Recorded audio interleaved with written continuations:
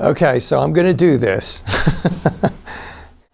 This is, how do you diagnose Graves?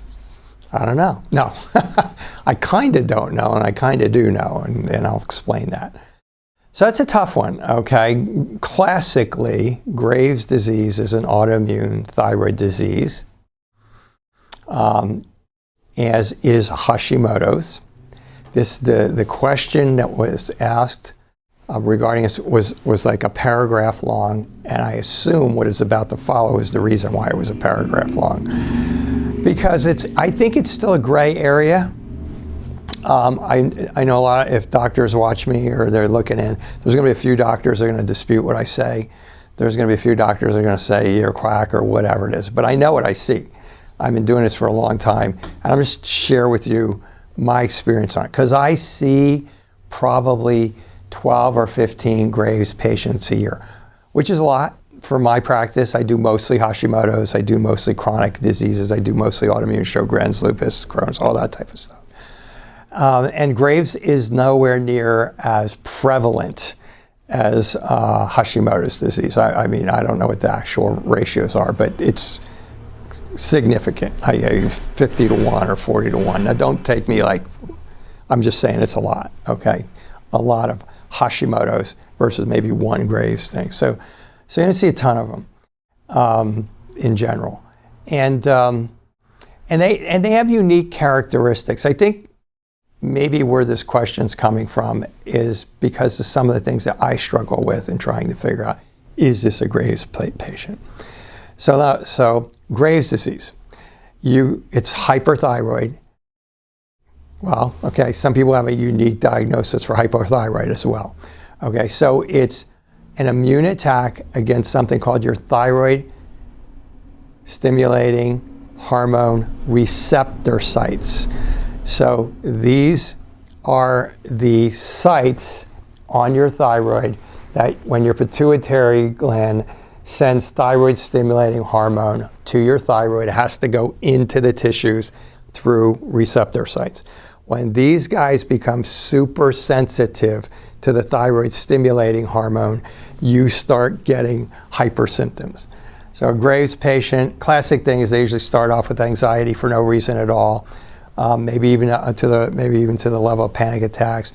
They'll start getting jittery. They'll start getting heart palpitations. They'll start getting sweatiness, maybe sweaty palms, maybe just sweatiness in general. This low level of anxiety. That's like in the beginning. And then at some point in time, maybe you go to the doctor, and then the doctor, somebody goes, finally, they go, well, we've checked everything else, and it's not your heart, it's not this, and it's not that. Maybe we check your thyroid, and then the TSH stimulating receptor, TSH receptor antibodies come up positive. That's the gold standard for diagnosing Graves. Except that person's usually thin, that person usually has no energy, that person usually can't sleep. So I have a person sitting in front of me here who has positive TSH receptor antibodies, who's been definitively diagnosed with Graves. Some have had their thyroids taken out, some have had them radiated, some are just taking the methimazole. But they're sitting in front, well, strike the methimazole, because methimazole will do exactly to the person what I'm about to describe. And they're sitting in front of me, and they're like way overweight. They're fatigued. They have constipation. Their skin's getting dry. Well, that's not a Graves patient. A Graves patient's usually going to be thin. They're never going to be able to go to sleep. They're going to have tons of energy, more energy than they want to have. And then there's so you have to look at that patient and go, Hashimoto's thyroid disease, you test for thyroid TPO antibodies, thyroid peroxidase antibodies that actually make thyroid hormone. This is different. And you test for anti-thyroid globulin antibodies.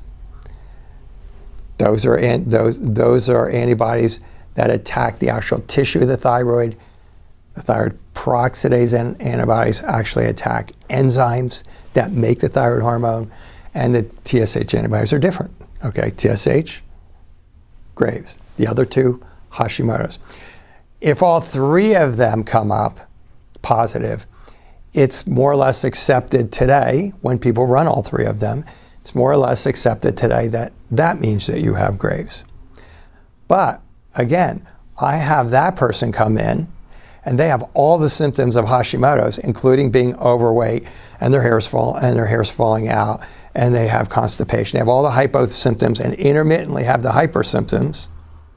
But because the TSH antibodies, the thyroid stimulating hormone receptor site antibodies, Graves, are up, they get diagnosed with Graves. They don't have any of the clinical findings of Graves. They have all the clinical findings of Hashimoto's. Now, fortunately, it doesn't change treatment a lot if you're in an office like mine, because they're both autoimmune diseases, and you treat the autoimmune disease first. But in a medical office, this can have consequences, because in a medical office, they're going to take your thyroid out, which may be the right thing to do if you have Graves, okay, depending on how severe it is and so on and so forth. I'm not arguing that. Or they're going to give you methimazole, which is then going to put you in the hypothyroid. The methimazole is going to stop your thyroid from getting the thyroid stimulating hormone, and then you're going to go into hypothyroid. And then maybe you put on weight. Now maybe you start looking, more confusion, now maybe you start looking at the hypothyroid patient. Maybe not so confusing, because if a person comes into me like that and they're on the methimazole and they're overweight and they're hypothyroid and they're fatigued, well, that makes sense, because they're blocking your thyroid from making thyroid hormones at that point in time. I hope this isn't getting too in the weeds, okay? So the bottom line is, to me also, okay, I'm in the autoimmune world. And my understanding, and I have colleagues who are immunologists. I have a colleague who's an immunologist. And I have another colleague who teaches a lot of these things, who he's doing research at Harvard on autoimmunity relative to thyroids. This particular set of colleagues is of the opinion that the ability to diagnose autoimmunity is still in its evolution. I have people come in here all the time and they go, well, my antinuclear antibody is positive, but the doctor said it doesn't mean anything. So an antinuclear antibody is kind of a catch-all in some ways. It can indicate Sjogren's, it can indicate lupus. I'm using this as an example, okay? It can indicate all those things. If it comes up positive, that you should look for those. But the doctors will say, well, it's positive, but it doesn't really mean anything. Well, antinuclear antibodies mean that you could be getting an immune tag against any cell in your body. So I think it means something. My question to them is like, well, what did you run the test for if it's coming out positive and you're saying it doesn't mean anything? So I'm stating that to state the general confusion of diagnosing autoimmune diseases relative to, oh yeah, your antibodies are up, so that's it. I know there is a lot of things that can increase antibodies, and I'm way more familiar and more confident with Hashimoto's diagnoses, because there's a ton of things that can make those antibodies go up and down like that in a day. So being too sedentary, doing too much, eating salt, so on and so forth. I have to assume, because of the results that we've seen with Graves' disease, that it's the same with them. And if you go in and you have positive TSH antibodies, to me, you need to go further, and especially if the person's not classic, if the person's not Marty Feldman. For those of you who are younger, Marty Feldman was a comedian who was in a lot of funny movies, and he had bulged eyes. That's the classic that people think about with Graves. That happens way late, okay? But unless you're like him, super hyperactive, and you have the exophthalmos, you have the eyes and so on and so forth, and you have the antibodies, and you're thin, and you're hyper, and you have all those signs, then okay, you're Graves, okay? But after that, I think it gets, for me, and studying with people who are supposed to know this stuff, being in the immunology field and studying autoimmune thyroid disease at Harvard, okay? So it's still a little bit of a gray area, because it's not definitive as to how you do how you diagnose autoimmune disease. So to me, the next step is to either do a diagnostic ultrasound and get, there's a certain presentation there that may present itself, that may give you a little bit more data. Do a Doppler, that will tell you about the vascularity of it. Look at the person. If the person's sitting in front of you and they're not, and they have positive TSH antibodies, TSH receptor antibodies, but they're not on methimazole, which is going to throw them the hypothyroid, and they're classically hypothyroid, I'm going with Hashimoto's, especially if the Hashimoto stimulating antibodies are up. And there's all kinds of variations on that. You can have, I've seen where the Graves antibodies are up, the Hashimoto's antibodies are down, and the person is full-blown Hashimoto's from an exam and a clinical perspective of they're overweight and they're tired and they're fatigued and so on and so forth. So you can see all these patterns coming in. In the medical world, it's like the TSA, it's the Graves antibodies are up, you have Hashimoto, you have Graves disease. I don't think it's that basic. It's just based on, again, I've been looking at Graves patients probably since around 2018. And I've seen a lot of them relative to having done it for that while.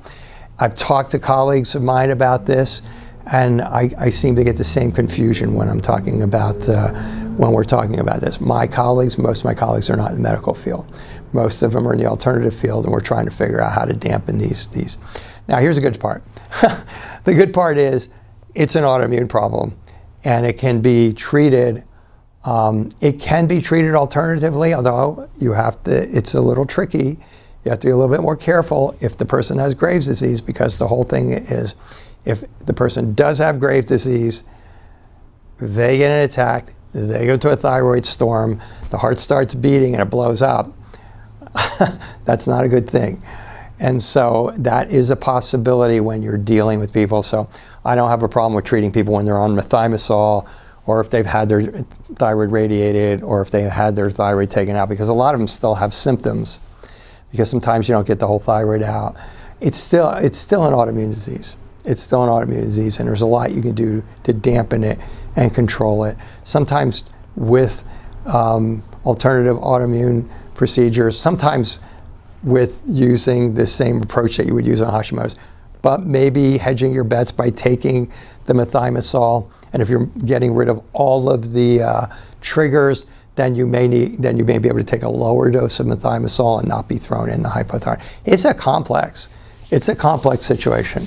When I get a Graves patient on my consult sheet, I just take a deep breath and go, do I still want to keep doing this? But the answer is yes, relative to it's in our purview, but you have to really think about this. So it's not as clear to the person who asked this. It's not as clear as I have positive thyroid stimulating receptor site antibodies. It's if you do, and you're thinking through it as a clinician, certainly your first on the top of your differential diagnosis is going to be Graves. But look, follow up. If it doesn't look right, if it has a weird feel to it, like, okay, I know they're up, but this doesn't feel like a Graves patient in any way, shape, or form, do the ultrasound, order the ultrasound, order the Doppler, look at them, see if they if their other antibodies are up. Maybe hedge your bets and pull all the triggers for Hashimoto's as well as treating them for Graves' disease. In my world, I'm using herbs and botanicals and diet and lifestyle and things of that nature. So pulling a couple of extra foods out of there and isn't this big drastic thing as if I was giving a different drug or something like that. So that's my dilemma. Now, maybe there are people out there who got Graves' disease down like that. If there is, then I would like to meet them, because I know some of them really heavyweights in this area of diagnostic and treatment, and I happen to know that they kind of flail a little bit in this area as well, because I just think the definitivity of the diagnostic protocols for this is not yet set. It's my opinion. This is an opinion, okay, based on what I've seen. So don't yell at me, or don't, if you're a doctor, don't call me a quack or whatever, or you can call me a quack, that's fine. So, okay, so that's what I know on Graves' disease and its diagnosis.